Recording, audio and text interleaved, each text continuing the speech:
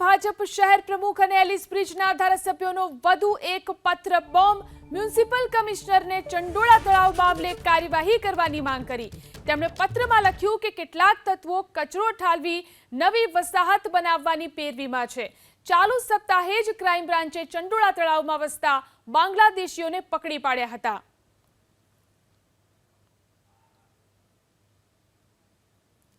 આ વિશે વધુ જાણકારી મેળવી અમારા સંવાદદાતા કુશાંગ ફોન લાઈનથી જોડાયા છે। જી કુશાંગ, ચંડોળા તળાવને લઈ અને શું પત્ર લખવામાં આવ્યો છે, શું રજૂઆત છે?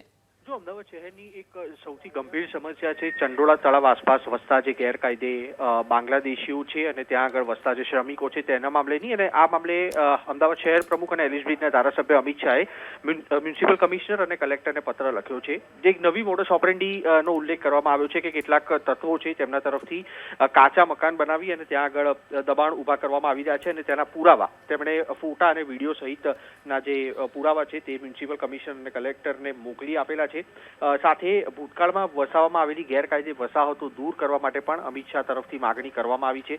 ચંડોળા તળાવનો મુદ્દો સંવેદનશીલ પર છે। થોડાક દિવસો પહેલા ચાલુ જ સપ્તાહે ક્રાઇમ બ્રાન્ચ તરફથી પણ કેટલાક બાંગ્લાદેશીઓને ત્યાં આગળથી પકડવામાં આવ્યા હતા। રાજ્ય સરકાર તરફથી અત્યારે ચંડોળા તળાવનું નવીનીકરણ કરવામાં આવી રહ્યું છે અને તેની વચ્ચે આ રીતના ગેરકાયદે દબાણો ઊભા થઈ રહ્યા હોય તો તે વિકાસના કામમાં પણ દબાણ ઊભા થઈ શકે અને તેના માટે બંને પ્રશાસનને એલિસ બ્રિજના ધારાસભ્ય તરફથી પત્ર લખીને માગણી કરવામાં આવી છે કે દબાણો છે તેને તાત્કાલિક ધોરણે બનતા પહેલા તોડી નાખવામાં આવે અને તેના સામે કડકમાં કડક કાર્યવાહી કરવામાં આવે। જી આભાર કુશાંગ તમામ જાણકારી આપવા માટે। તો અમદાવાદ ભાજપ શહેર પ્રમુખ અમિત શાહે આ એક પત્ર લખ્યો છે। મ્યુનિસિપલ કમિશનરને ચંડોળા તળાવ મુદ્દે કાર્યવાહી કરવા માટે આ પત્રમાં ઉલ્લેખ કરવામાં આવ્યો છે।